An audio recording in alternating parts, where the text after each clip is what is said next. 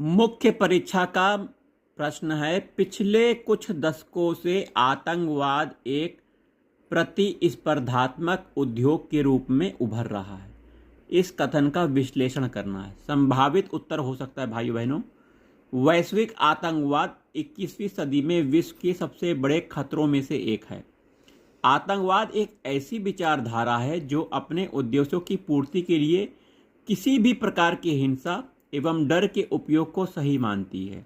आतंकवाद के प्रति वैश्विक दृष्टिकोण यह दर्शाता है कि पिछले कुछ दशकों में इसमें प्रतिस्पर्धात्मक उद्योग की कई विशेषताएं पाई गई हैं, जो निम्नवत हैं। पहला, पिछले कुछ दशकों में अनेक आतंकवादी संगठन उभरे हैं जो आतंक को फैला रहे हैं। ठीक उसी प्रकार जिस प्रकार अनेक उद्योग एक ही प्रकार की वस्तुओं का उत्पादन कर रहे हैं।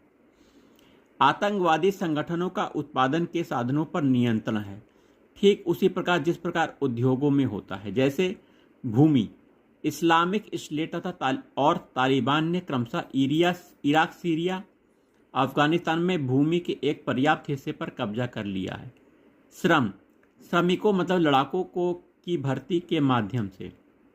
पूंजी, राज्य प्रायोजित धन, जैसे हिजबुल्लाह को ईरान से, सीरिया को विद्रोहियों को यूएसए से प्राप्त होता है, तथा आतंकियों द्वारा नियंत्रित भूमि से पेट्रोलियम जैसे पदार्थों को बेचकर धन प्राप्त होता है।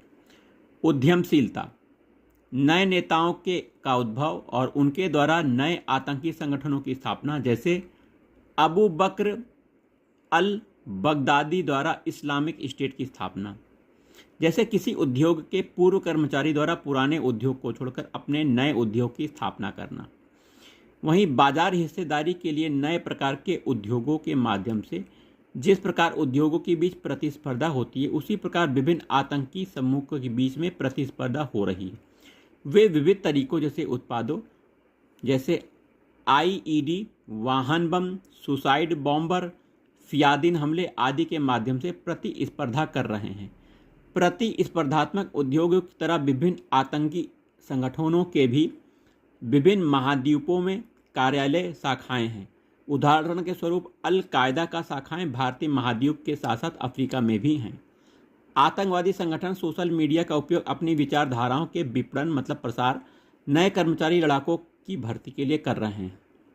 उद्योग अपने मजदूरों को वेतन, आवास आदि प्रदान करते हैं। इस प्रकार वे मजदूरों के जीवन का हिस्सा बन जाते हैं। आतंकवादी संगठन भी इस प्रकार की सुविधा प्रदान करते हैं और स्वयं को जीवन के नए तरीके के रूप में प्रोत्साहित करते हैं।